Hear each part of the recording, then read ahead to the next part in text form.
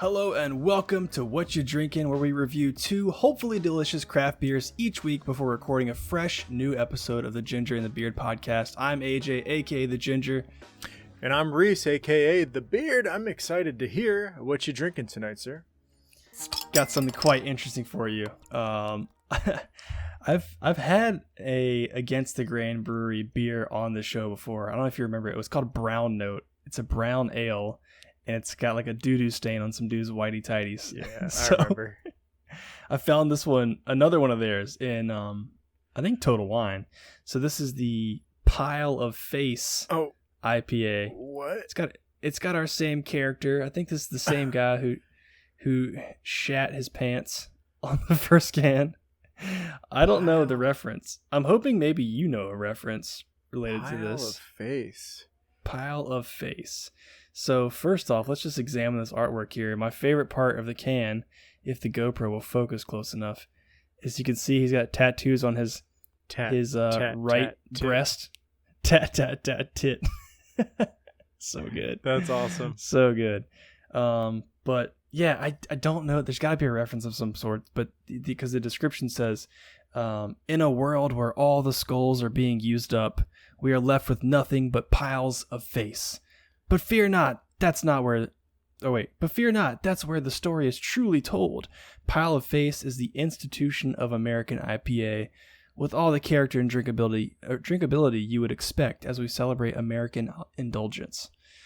All the skulls used up? I don't get it. What does that mean? What does it mean? Pile of face masks, maybe? All the skulls being used up. And why would you use up the skulls? What are the skulls? I don't know, man. I guess we're going to have to hit up Against the Grain Brewery and find out. Yeah, I think There's we're just going to reference. message them and say, hey, what is this? What does this mean? It must mean something. What are those? But anyways, it's a American IPA. It's 6.5% ABV. And 65 IBUs, I do believe. So let's go ahead and crack this open. Against the Grain, after obviously the Brown Note can, now this can, the artwork very similar. I was like, I got to check out this website. So I went to their website, and all around super funny brand. Like, you guys should definitely go check out Against the Grain. I think it's againstthegrain.com. Let me check. Against the Grain. Against the Grain. Should be a song. It's like the first thing that pops up. Yeah, atgbrewery.com. But just read through the copy on their website. Like, they don't care. They'll throw cuss words out. That doesn't matter. Like, they're not afraid of offending anyone. Just a really cool, fun brand. Apparently, they've been around since like 2011. They remind me of Rick and Morty. Yeah, dude, exactly. Like that. And it's like a lot of those old like cartoon Adult Swim sort of animation style. Like, what was that one show? Daria. There was like Daria? Yeah, you don't remember I'm Daria. thinking about Aqua Team Hunger Force. Hunger Force. Yeah, I could see that. It kind of looks like Carl a little bit. Yeah, I could see that. With more tattoos. Right. So on the pour there, man, it's getting a ton of hop aroma off this thing. Pretty large head there. Nice golden color, not super hazy at all. This is more of a West Coast style IPA. Not a lot of citrusy notes coming off of this so far. But smells very balanced. Some of the stuff I was reading were talking about like the malt notes coming through quite nicely, so I'm excited to examine that. But really nice color. Nice transparent golden hues to that. Nice. Smells like, I think that hop sort of aroma kind of tampered down just a little bit. I'm going to pour, see if I can get a little more out of that pour. Just a wee bit. This is supposed to be a 16-ounce glass. I don't know what the problem is. Somebody's math was not right. I think that's only 12. Not Smart Mouth's fault, but happens to be Smart Mouth branded. So let's go ahead and give this a sip.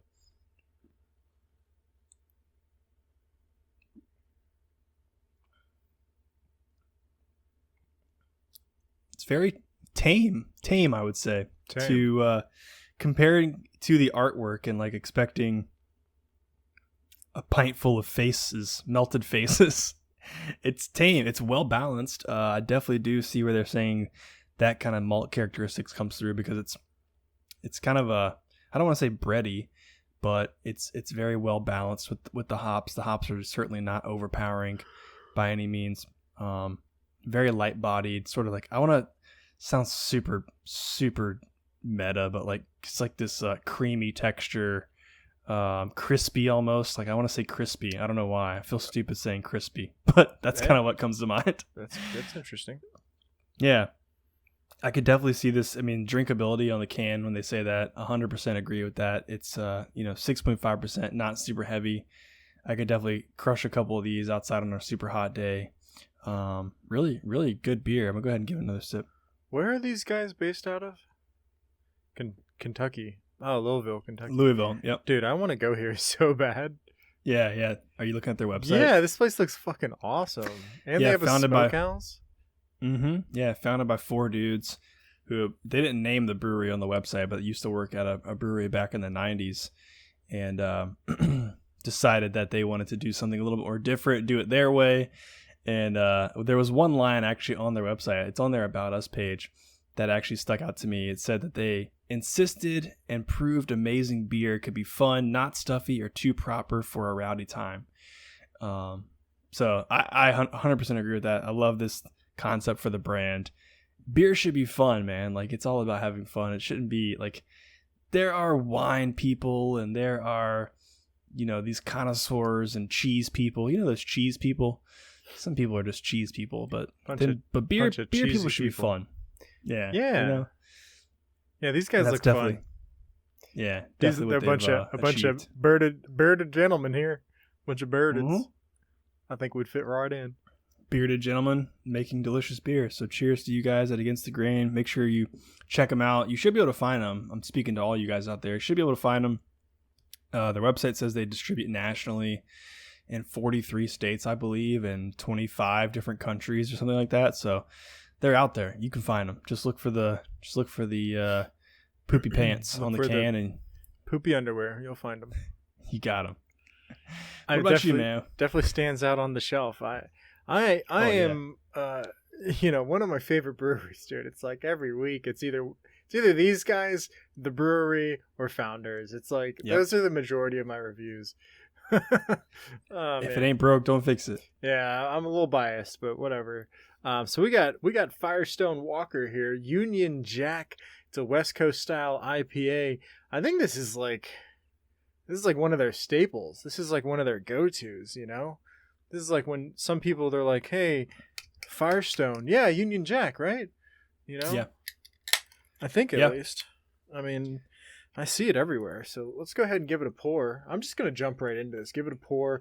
Tell you a little bit about it. Let's see how we're looking here. Can you see it? It's very golden straw. Oh, yeah. Yeah, for sure. Fresh golden straw. A lot of clarity there. No haziness, so it's filtered for sure. Not a lot of head. I would say actually the head's not very uniform.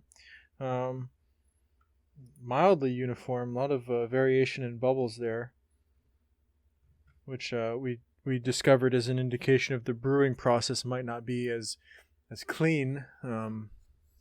Interestingly enough, I don't know if clean's the right word for it, but it's got a nice hoppy, very gentle hoppy aroma. Yeah, floral kind of aroma. It's smells really good, actually, man. I don't know, like you got me going on IPAs, and like for something clicked eventually, and it was like, yeah, we can drink IPAs. It's an acquired taste. Oh, IPAs are refreshing. I think I'll have another.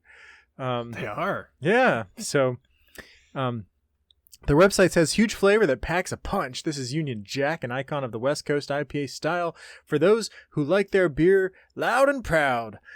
This aggressively hopped West Coast IPA showcases stunning pineapple, citrus, and piney aromas. I got the piney, but it was more floral to me.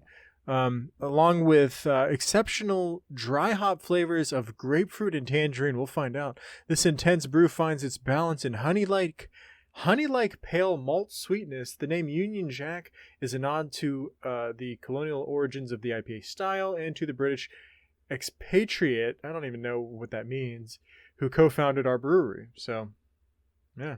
Yeah, what is an expatriate? Expatriate. Expatriate? Expatriate? Expatriate. Like an expat. Is that the long form of expat?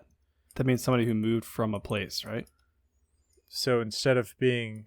If you're an expat, you're somebody who left like a country or something. A person who lives outside their native country.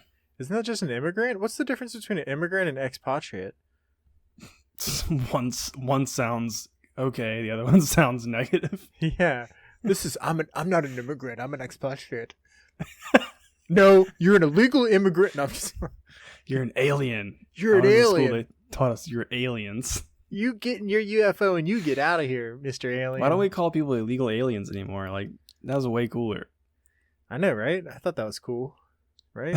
Like, yeah, I'm from Mars. I was like, what's up? I paid half attention all through school anyways. So like when I heard aliens, all of a sudden, like, huh, what? What are we talking about? Sure, I'll pay attention. Let's talk about aliens.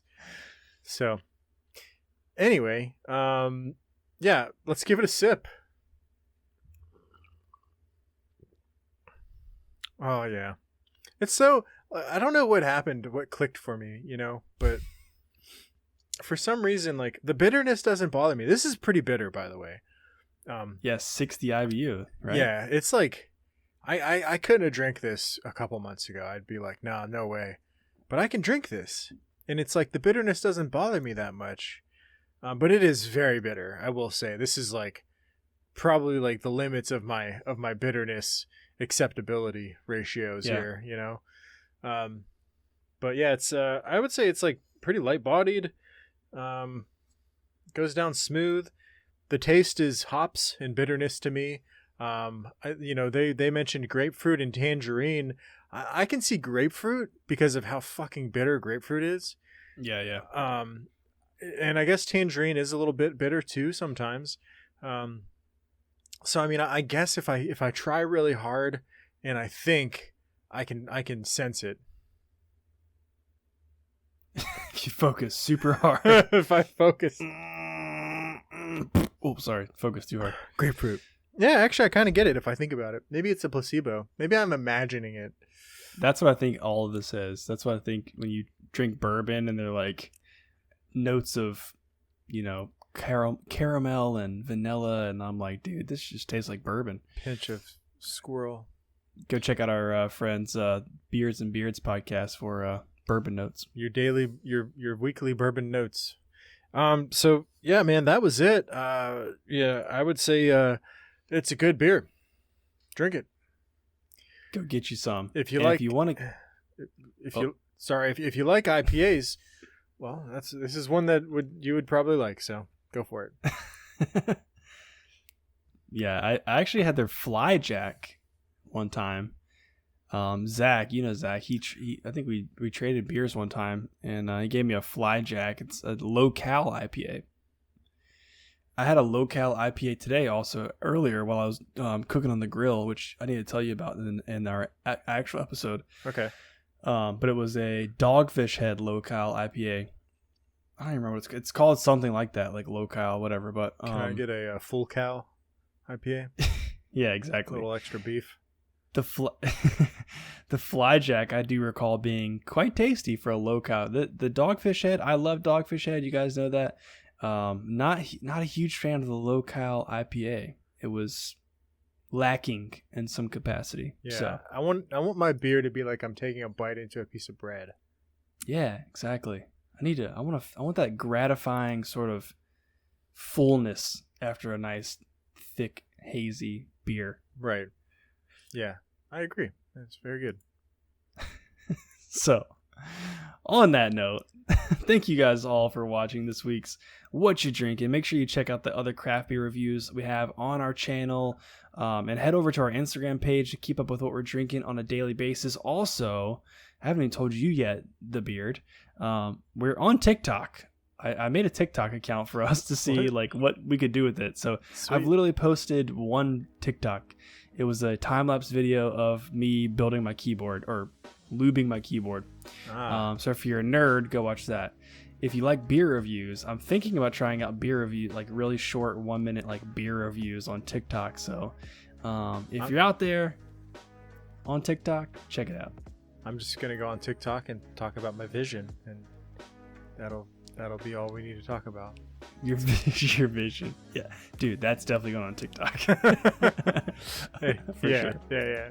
All right, so that's right. Of course, subscribe to the Ginger and the Beard podcast on Apple Podcasts, Spotify, Google Podcasts, or wherever you get your favorite podcasts. See you guys in the next video or on TikTok. See you soon. Peace.